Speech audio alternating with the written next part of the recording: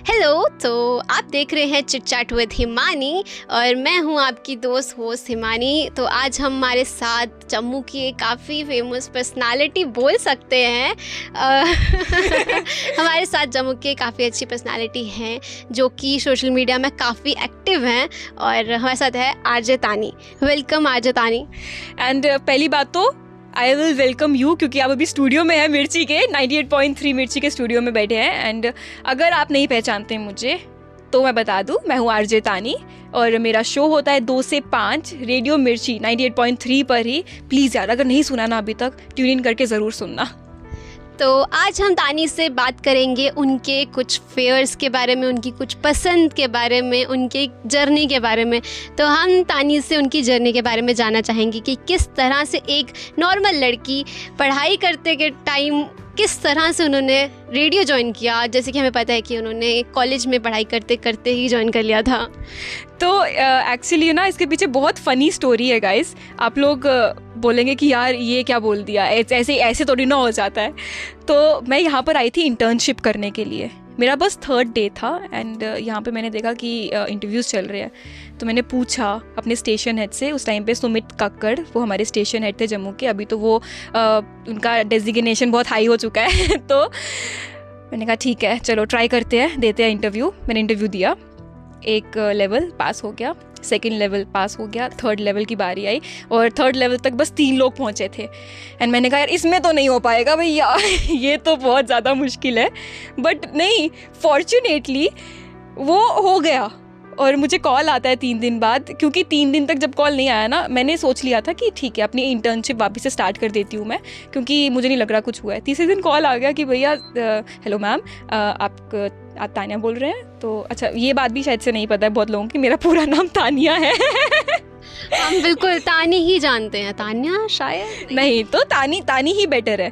तो I got a call and then I got to know कि हाँ मेरा सिलेक्शन हो गया है and now I can join the journey of becoming a good RJ to Jammu. तो yeah this was my story behind becoming an RJ. बहुत unpredictable था, मैंने सोचा भी नहीं था, क्योंकि मेरी छुट्टियां थी और मेरे को लगा था कि यार बस छुट्टियां हैं, 1 महीने की इंटर्नशिप कर लेती हूँ मैं आराम से, उसके बाद वापस कॉलेज रीजॉइन करना ही है। तो ये हो गया फिर and I think it is a very good thing for me. And उसके बाद मुझे जो आप लोगों से बात करने का मौका मिलता है एंड यू कॉल, वो तो यार एकदम दिल ही खुश हो जाता है मेरा। तो आपका ये जो जर्नी थी रेडियो तक की, पढ़ाई से अचानक रेडियो में शिफ्ट करना, क्या ये आपके लिए केक वॉक था या फिर आपने भी कुछ हर्डल्स पार कर यहाँ तक किस तरह से आपने सीखा है? कुछ अपने बारे में कुछ बताएं, क्या आपने लर्निंग्स ली हैं यहाँ से? Of course yes, I think कि केक वॉक तो कुछ भी नहीं होता है, क्योंकि इतना बड़ा सडन चेंज जो आपने इमेजिन भी नहीं किया है। मुझे काफ़ी टाइम से, जब से मैंने कॉलेज अपना ज्वाइन किया था, ग्रेजुएशन करना स्टार्ट किया था, तब से मैंने सोचा था कि मुझे आरजे ही बनना है। मैंने बहुत मेहनत भी की थी, बट मुझे नहीं पता था कि इतना जल्दी हो सकता है ये। मैंने सोचा कि ठीक है 26-27 साल तक मैं मेहनत करती रहूँगी, अगर बन गई तो ठीक है, बहुत बढ़िया बात है। बट नहीं, it happened, it really happened and it was not a cake walk. Trust me, कुछ भी जॉब करना, आप किसी भी फील्ड में जा रहे हो, इट इज़ नॉट ईजी, बहुत हार्ड वर्क लगता है और आवाज़ बहुत एक अहम हिस्सा होती है टू बी एन आरजे। मेरी आवाज़ इतनी अच्छी बिल्कुल भी नहीं है। अगर मैं नॉर्मली बात करती हूँ ना, तो मेरी आवाज़ मतलब ऐसी आती है बिल्कुल, it's very peachy, high pitch volume है मेरी। बट सबने बहुत हेल्प की यहाँ पर मेरी, सीरियसली। जितने भी हमारे साथ आरजे चैतन्या जो मॉर्निंग शो करती है, आरजे रोहित जो इवनिंग शो करते हैं, उन दोनों ने मेरी बहुत हेल्प की। मैंने उनसे इतना कुछ सीखा कि हम कैसे बात कर सकते हैं, हम लोग का फ्लो कैसा होना चाहिए, हम लोग किस तरह से ऑडियंस जो हमारे लिसनर्स हैं उनसे कैसे बात करें कि आप अच्छे साउंड करने, आप ऐसे साउंड करने चाहिए कि आप हमारे दोस्त हो। ये मैंने उन दोनों से बहुत अच्छे से सीखा and I love them for it, कि उन्होंने मुझे इतना ज़्यादा सपोर्ट किया। सीरियसली, अगर वो नहीं होते ना तो आई डोंट थिंक कि यहाँ पर मैं आपके साथ बैठी होती आज। तो जो कि कलीग्स होते हैं वो हमारे दोस्त ही होते हैं, एक टाइम के बाद दोस्त बन जाते हैं। स्टार्टिंग में थोड़ा सा लगता है कि नहीं सीनियर्स हैं या कुछ है, बट आहिस्ता आहिस्ता दोस्त बन जाते हैं। तो अब हम जानना चाहेंगे तानी की कुछ पर्सनल लाइफ के बारे में। तो तानी, चलो प्रोफेशनल तो हो गया, पर्सनल घर पे अभी कुछ प्रेशर आ रहा है कि नहीं भाई शादी भी कर लो टाइम हो रहा है? क्योंकि देखो, लड़कियां जॉब कर ले, जॉब मिल जाए बस उसके बाद पेरेंट्स को कोई और मोटिव नहीं होता, बस शादी करवा दो सेटल हो जाएगी। ये नहीं पता है कि जॉब के बाद भी सेटल हो गई है, बट नहीं, शादी करवाओ तो सेटल। बट जॉब लगने का भी ये मतलब नहीं होता कि आप सेटल हो गए हो, राइट? जॉब लगने के बाद भी आपको बहुत सारे ऐसे हर्डल्स होते हैं जो क्रॉस करने हैं। आपको अपनी जॉब में अच्छा करना है, आपको अपनी रेटिंग्स इंप्रूव करनी है, आप जो कर रहे हैं उसमें आपको 150% देना पड़ता है, ताकि आप 1 साल बाद जब अपने आप को पीछे मुड़ के देखो ना, आप कहोगे कि यार ये मैं कैसी सी थी और मैं अब कितना इम्प्रूव हो गई हूँ। तो ये फील जो होता है ना, ये बहुत इंपॉर्टेंट होता है। बट हाँ, घर पे होता है ये प्रेशर, क्योंकि जब आप वो एक एज क्रॉस कर जाते हो ना, ठीक है, I will be turning 24 and उसके बाद मुझे नहीं पता मैं किस तरह से अपने पेरेंट्स को रोकूंगी, क्योंकि आज तक मैं रोकती रही हूँ। क्योंकि मेरे पेरेंट्स ने बोला ठीक है 24 तक हम ना इतना प्रेशराइज़ नहीं करेंगे। फिर भी वो कभी कभी बोलना शुरू कर देते हैं कि यार तेरे लिए यहाँ से रिश्ता आया है, तेरे लिए बाहर से रिश्ता आया है, एक बार देख तो ले, फ़ोटो तो देख ले। और कभी कभी मैं थोड़ी लालची हो जाती हूँ, कि ठीक है फ़ोटो देखने में क्या जाता है, फ़ोटो तो देख ही सकते हैं। बट नहीं, हाँ, ये एक आई थिंक गर्ल्स के लिए थोड़ा एक चीज़ है जो कि फ्रस्ट्रेटिंग होती है समटाइम्स, क्योंकि when you are growing in your life and आपको पता है कि अब आप बहुत बढ़िया कर सकते हो लाइफ में, और फिर आपको ना लगता है कि नहीं यार ये तो मैं पीछे छोड़ देना चाहिए, ये शादी वगैरह अभी नहीं। शादी is an important part of life, of course yes, but अभी नहीं, अभी फोकस करो अपनी ज़िंदगी पे। तो मैं अपने पेरेंट्स को भी यही समझाती हूँ कि यार मुझे फोकस करने दो अच्छे से अपने करियर के ऊपर, क्योंकि अगर मैं एक जगह एक मुकाम पर पहुँच गई ना, फिर रिश्ते मेरे लिए ऐसे भर के आएंगे, फिर आपको भी टेंशन करने की ज़रूरत नहीं है। या तो अभी जैसे आप बता रहे हो कि रिश्ते तो आते हैं, आपको फ़ोटो भी दिखाई जाती होंगी और आप देखते भी होंगे कभी कभी, तो किस तरह का लड़का तानी ड्रीम करती है? सबका एक ड्रीम बॉय होता है, तो तानी का कोई ड्रीम बॉय, कुछ क्वालिटीज़ जो उस लड़के में होनी चाहिए, ताकि हमारी ऑडियंस जानना चाहती है भाई फॉलो कर रही है बात, पता नहीं इनबॉक्स में कितनों को ही रिप्लाई मिलता होगा। तो एकदम से ये बहुत बुरी बात है, बट हाँ, मेरे को जो मैसेजेस दिखते हैं ना, अगर मैं रिक्वेस्ट खोल के चेक करूँ तो मैं ट्राई करती हूँ कि मैं सबको रिप्लाई करूँ। आई रिप्लाई टू एवरीबडी, क्योंकि आई थिंक अगर मैं बात करूँगी तभी मैं अच्छे दोस्त क्रिएट कर सकती हूँ, तभी मैं अच्छे रिलेशन क्रिएट कर सकती हूँ, एंड स्पेसिफिकली इन जम्मू। और मुझे बहुत मज़ा आता है बात करने में, मैं बहुत बातूनी हूँ, मैं किसी भी टॉपिक के ऊपर ना आई थिंक पूरा दिन भर तक बात कर सकती हूँ।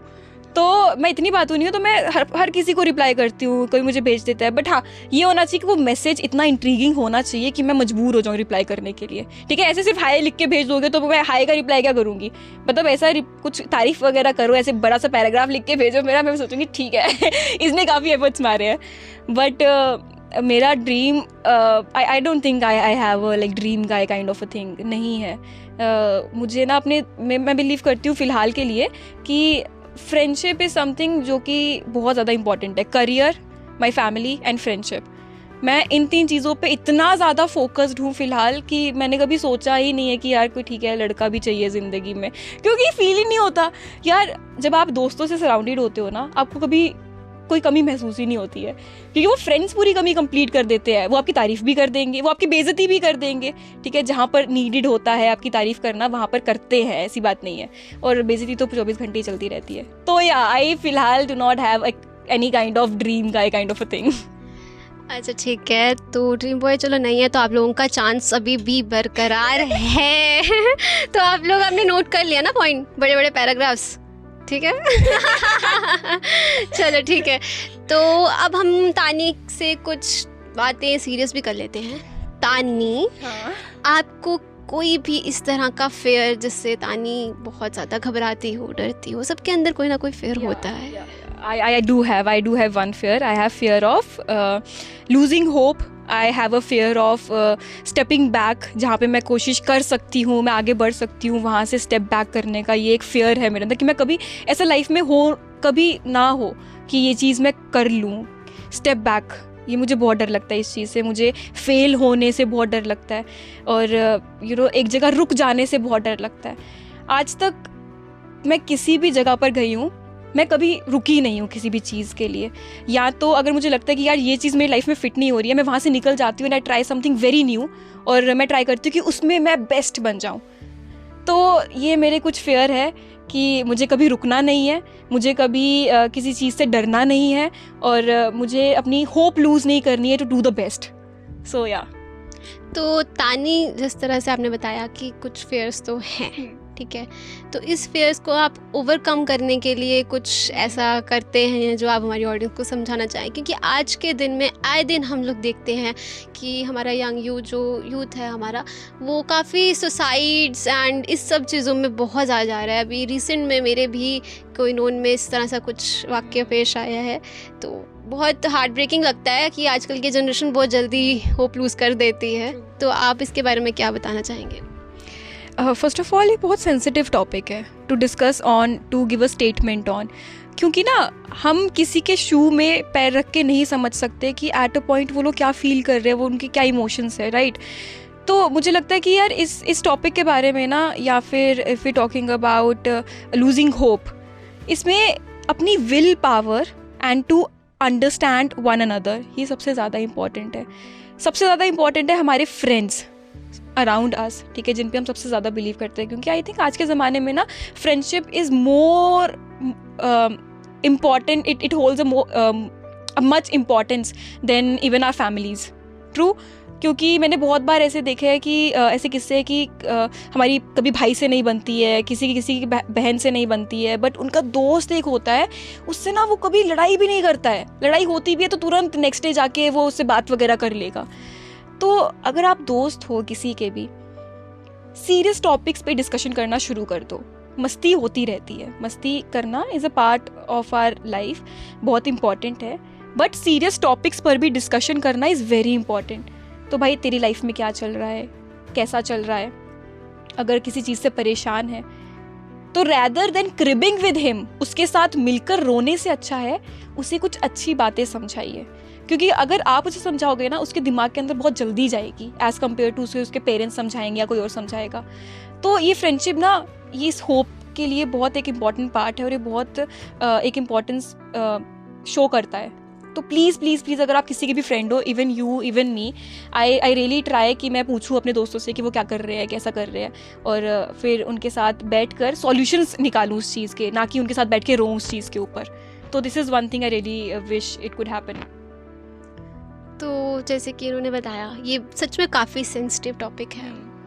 चलिए, जिस तरह से हम अपनी मस्ती भरी बातें कर रहे थे, हम उसी को कंटिन्यू करते हैं। बीच में कुछ ज़्यादा ही सीरियस हो गए थे हम लोग, बट नहीं, चलो ठीक है। तानी, आपकी हमने सोशल हैंडल काफ़ी ज़्यादा स्टॉक कर लिया है अभी तक, तो हम देखते हैं कि काफ़ी रील्स बड़ी फ्रिक्वेंटली आती हैं, आप सोशल मीडिया पे काफ़ी ज़्यादा एक्टिव हैं। तो क्या पसंद है तानी को, फूड, ट्रैवल या सिर्फ ऐसे fashion? Actually I love all these things. मुझे फैशन बहुत अच्छा लगता है, even if you can see my nails right now, like very weird nails I have, art वगैरह। एंड अगर आप, अभी तो मैंने नहीं किया है because I had really no idea about कि ठीक है इतना अच्छे से इंटरव्यू होने वाला है ये। आई रियली थॉट कि पॉडकास्ट होगा तो शायद से ऑडियो पॉडकास्ट ही होगा, बट अगर मैं मेकअप की बात करूँ, मुझे मेकअप करना बहुत ज़्यादा पसंद है। मैं ट्रैवल की बात करूँ तो मैंने बहुत सारी स्टेट्स घूम ली है इन इंडिया राइट नाउ। हाँ, फिलहाल मेरा मोटिव ये है कि मुझे इंडिया में सबसे पहले पूरा कंप्लीट करना है, उसके बाद मैं बाहर जाऊंगी, बट देखते हैं अगर थोड़ा सा बैंक बैलेंस थोड़ा ज़्यादा बना तो फिर क्या पता बाहर भी, थाईलैंड वगैरह, ठीक है। और खाना मुझे बहुत पसंद है, मुझे अलग अलग चीज़ें ट्राई करना बहुत पसंद है खाने में, न्यू क्यूजीन्स ट्राई करना, मतलब different kind of food, different experiments करना फूड के ऊपर। इवन मैं घर पे भी कितनी बार ऐसा होता है एक्सपेरिमेंट करती हूँ, फिर वो कचरा हो जाता है। मेरी मम्मा से मुझे बहुत डांट पड़ती है कि तू बर्तन भी जला देती है, खाना भी ढंग का नहीं बनता है, क्या करती है तू किचन में रह के पूरा दिन फिर। तो हाँ, मुझे बहुत पसंद है। एंड अगर ट्रैवल की बात करो ना, तो मैंने बहुत सारी जगहें घूमी है, बहुत सारी, बट एक ऐसी प्लेस अगर मैं बोलूँ जहाँ पर इवन यू कैन विज़िट और जहाँ पे मुझे जाना बहुत ज़्यादा पसंद है, वो है भदरवा। और भदरवा मेरी मदर प्लेस मैं कहूँगी, क्योंकि मेरी मम्मा जो है वो भदरवा से है एंड मैं बचपन से ही वहाँ पे जा रही हूँ, पर मैं कभी बोर नहीं हुई उस प्लेस से। मैं जितनी बार भी जाती हूँ ना, मुझे वो प्लेस नहीं लगती है। मुझे ऐसा लगता है कि किसी ना पेंट कर दिया है, वो पेंटिंग वो ऐसे छपा दी है और बस आप बस देखते जाओ, आप बस देखते जाओ, कभी आंखें भी थकेंगी नहीं आपकी। और अगर खाने की बात करो तो हाँ, मुझे बहुत अलग अलग चीज़ें पसंद है ट्राई करना, but one thing that I really love is Baggar के राजमा चावल। आई रियली लव बग्गर के शर्मा जी के राजमा चावल, जो कि आई थिंक वर्ल्ड फेमस होने चाहिए थे, वो हुए क्यों नहीं अभी तक। तो या तो राजमा चावल तो जम्मू वालों के फेवरेट है। राजमा चावल के बिना संडे कंप्लीट है, सीरियसली अधूरा है। राजमा चावल के बिना ना कभी संडे कंप्लीट हो ही नहीं सकता है हमारा। एंड स्पेसिफिकली मैं बता दूं कि मुझे राजमा चावल नहीं पसंद है। मैं राजमा चावल बिल्कुल नहीं खाती हूँ, और मैं सिर्फ और सिर्फ शर्मा जी के राजमा चावल खाती हूँ, और इवन कि मैं अपनी मम्मा के हाथ के राजमा चावल भी नहीं खाती हूँ यार। तो यू कैन सी ये कितना बड़ा क्रेज़ है एक मेरे अंदर।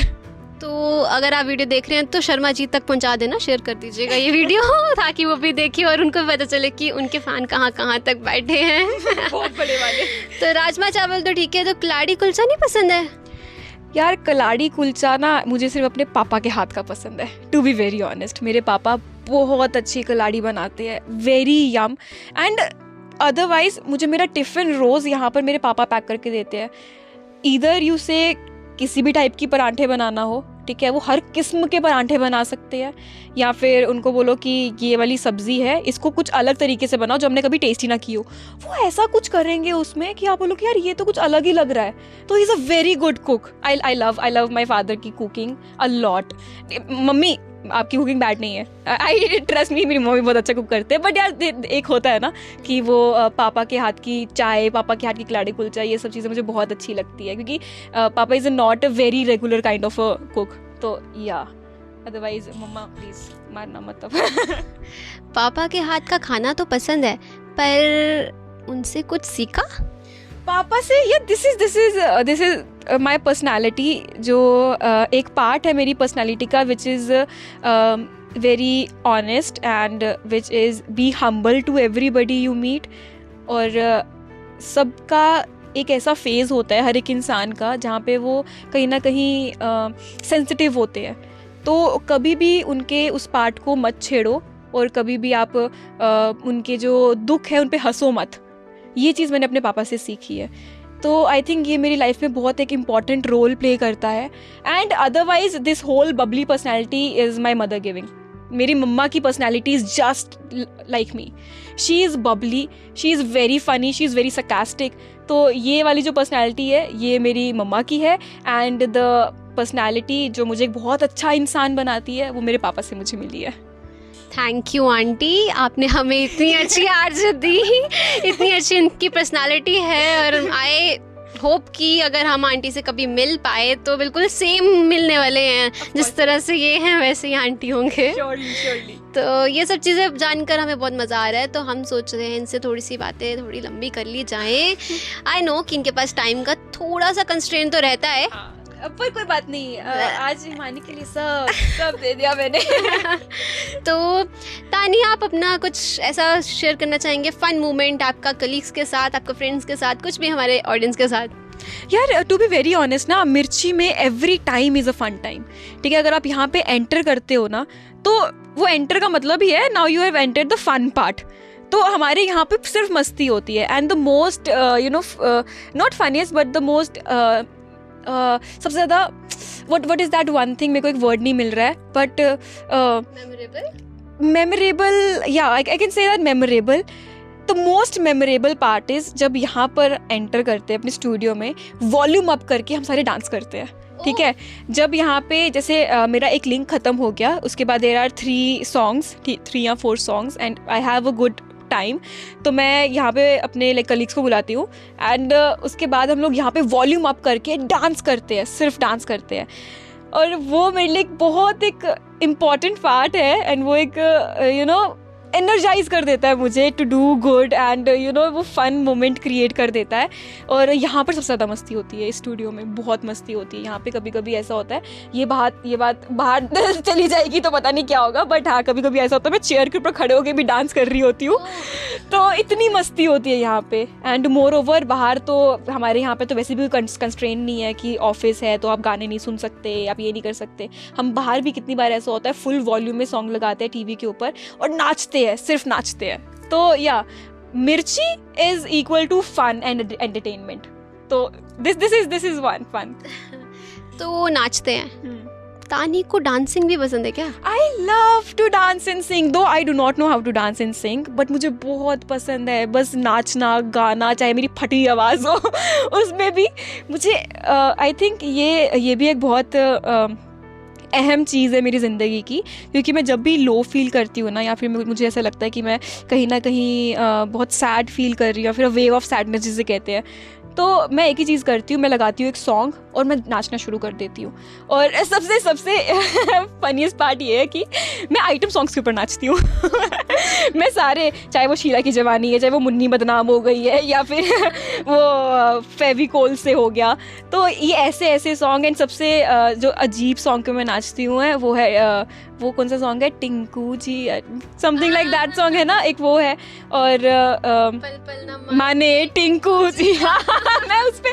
मैं उस पे नाचती हूँ फुल ऑन। मैं ऐसे लेती हूँ, ऐसे कोई शर्ट ले लेती हूँ, ऐसे वो पूरा वो उसके सर के ऊपर रख के, and yes I am very weird. माफ करना, गलती मारे से हो गई। यस ओ भाई मैं बहुत पगलैट हूँ about dancing if you ask me, क्योंकि मुझे ऐसे वियर्ड गानों पे डांस करना बड़ा पसंद है। तो हाँ, ये एक ऐसी चीज़ है जो मैं कभी लूज़ नहीं करना चाहती अपनी ज़िंदगी में, डांस एंड टू सिंग। ठीक है, तो हम हैं जम्मू से, जम्मू की बात ना करें ऐसा हो नहीं सकता। तो जम्मू में तानी को सबसे अच्छी जगह जहाँ सुकून मिलता हो, आराम मिलता हो, वो क्या है? या फिर तानी को जब तानी सैड है या मिल नहीं रही है तो उसको कहाँ ढूंढना है? सच में बताओ, मेरा घर। मेरा घर एक ऐसी जगह है जहाँ पे मुझे सबसे ज़्यादा सुकून मिलता है। And second is my studio. अगर कुछ भी, अगर जैसे ऑफिस आवर्स हैं और मैं बाहर कहीं नहीं मिलती हूँ, तो मैं या तो स्टूडियो में मिलूँगी, और मैं उस कोने पे एक कोना है, एम्प्टी कोना, जहाँ पे मैं बस शांति से बैठती हूँ। या तो मैं स्केच करूँगी यहाँ पे बैठ के, and for your great knowledge कि मुझे स्केचिंग भी आती है अच्छे से। तो या तो मैं यहाँ बैठ के कुछ स्केच करूँगी, या तो आई राइट समटाइम्स कुछ ऐसे थॉट्स लिखूँगी। तो हाँ, ये दो चीज़ें हैं। एक मेरा घर, क्योंकि घर पे मम्मा होती हैं, और मम्मा इज़ इक्वल टू सुकून। ऑफ कोर्स कुछ भी होता है ना यहाँ पर ऑफिस में या फिर कुछ लाइफ में हो रहा है, तो मम्मा इज़ अ प्लेस, उनकी गोद में सर रख के, इधर आई वांट टू क्राई तो I cry, even I want to share something, मैं उनको सब बताती हूँ कि ये चल रहा है मेरी ज़िंदगी में। तो ये दो जगहें हैं जहाँ पे मैं मिल जाऊँगी आपको, इवन अगर मैं आपको कहीं पे भी नहीं मिल रही हूँ। माँ तो वर्ड ही ऐसा है, सुकून, माँ इक्वल्स टू सुकून। तो मम्मा को कुछ मैसेज हमारे थ्रू? ऐसे तो देखो, मेरा मानना है कि जो बच्चे होते हैं ना, थोड़े कम एक्सप्रेसिव होते हैं अपने पेरेंट्स के सामने, कुछ और मे भी कुछ नहीं भी होते होंगे, बट नहीं, बट हाँ, ये बहुत एक ऐसी चीज़ है जो मैं बहुत कम लोगों को करते हुए देखती हूँ, which is saying I love you to your parents. I think इसमें ना दे फील लाइक कि शायद से उनको ऑकवर्ड हो जाएगा या फिर कुछ हो जाएगा, बट नहीं यार, यू शुड, इवन अगर आप रोज़ नहीं बोलना चाहते, बट हफ्ते में एक बार उनको आई लव यू बोल के देखो, they will feel very happy.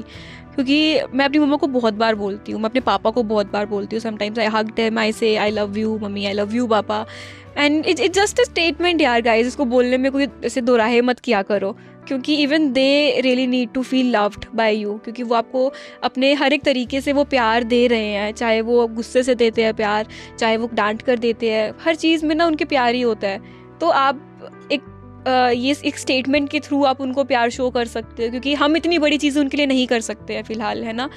मुझे भी ऐसा लगता है कि अगर मैं कर सकती होती अपनी लाइफ में, अगर उनको मैं कुछ बड़ी चीज़ गिफ्ट कर सकती होती तो मैं ऑफ कोर्स कर लेती, बट नहीं, आई can just say I love you to them, and I do that, I really want to do that on a very daily basis.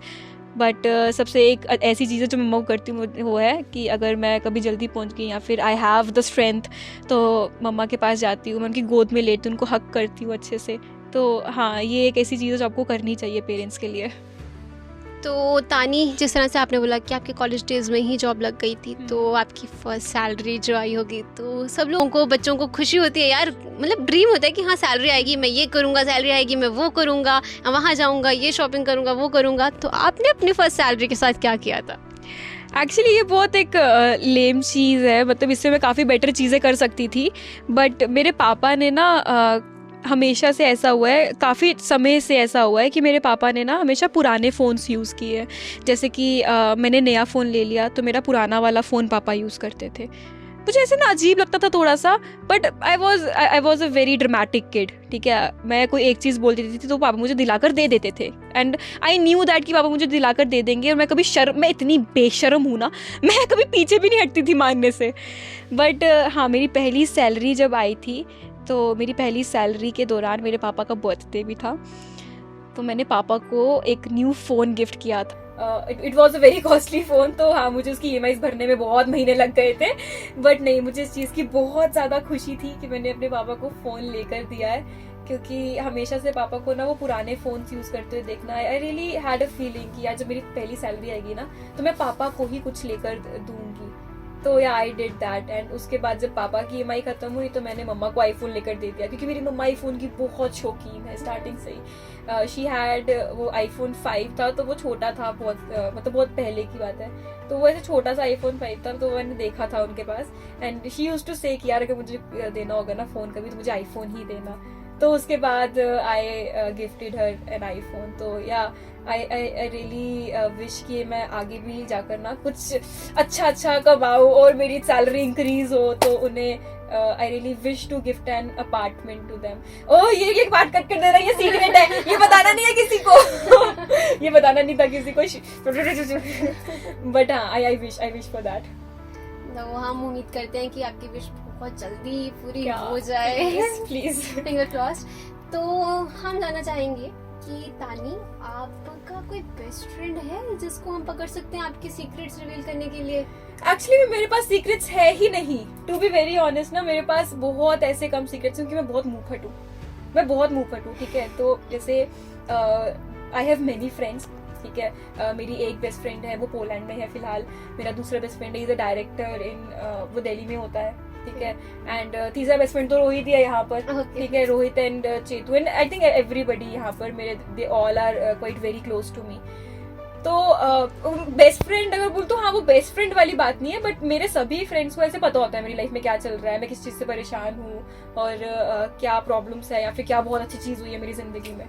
तो वो मैं सीक्रेट्स वाली नहीं है वो बात। मैं बोलती इतना हूँ यार, मैं कैसे सीक्रेट्स लूंगी? मेरे को ना पेट में कुछ होने लगता है कि यार ये चीज़ नहीं बोली है मैंने, ये चीज़ नहीं बोली है, तो मैं ऐसे उगल देती हूँ कि हाँ मेरे साथ ऐसा हुआ। But I am a very good secret keeper, ठीक है। कोई मुझे अपनी कोई बात बताता है ना, वो ऐसे मैं निगल लेती हूँ, डाइजेस्ट कर लेती हूँ मैं, बट मुझसे अपनी बातें नहीं छुपाए रखी जाती बिल्कुल भी।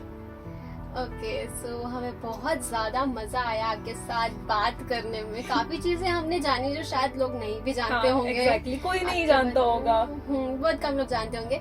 तो अगर आप इनको देखना चाहते हैं तो आप देख सकते हैं RJ तानी शर्मा, इस नाम से मैं आपको इंस्टाग्राम पे, फेसबुक पे, ट्विटर पे, यार किसी भी सोशल मीडिया पे, मैं लिंक्डइन पे भी मिल जाऊंगी। तो RJ तानी Sharma is the name of the handle, my username, and otherwise 98.3 मिर्ची पर 2 से 5 मेरा शो आता है, तूफानी तानी है जिसका नाम। और तूफानी तानी जस्ट बिकॉज क्योंकि मैं एंटरटेनमेंट का तूफान लेकर आती हूँ भर भर के। तो डू लिसन टू मी 2 से 5 के बीच में। And thank you so much Imani, it was such a great time with you. आपने सच में मेरी बहुत सारी पोले खोल दी है, एंड मैंने बता भी दी है। तो अगर आपने वीडियो देखी है ना, तो I think it was a great entertaining moment for you all. Thank you so much for watching this video. That's so sweet, Tani. Thank you for giving us your precious time. बिल्कुल। तो thank you so much. इसी तरह से हम आपको मिलते रहेंगे कुछ नई पर्सनालिटीज के साथ। देखते रहिए हमारा ये show chit chat with Himani. Thank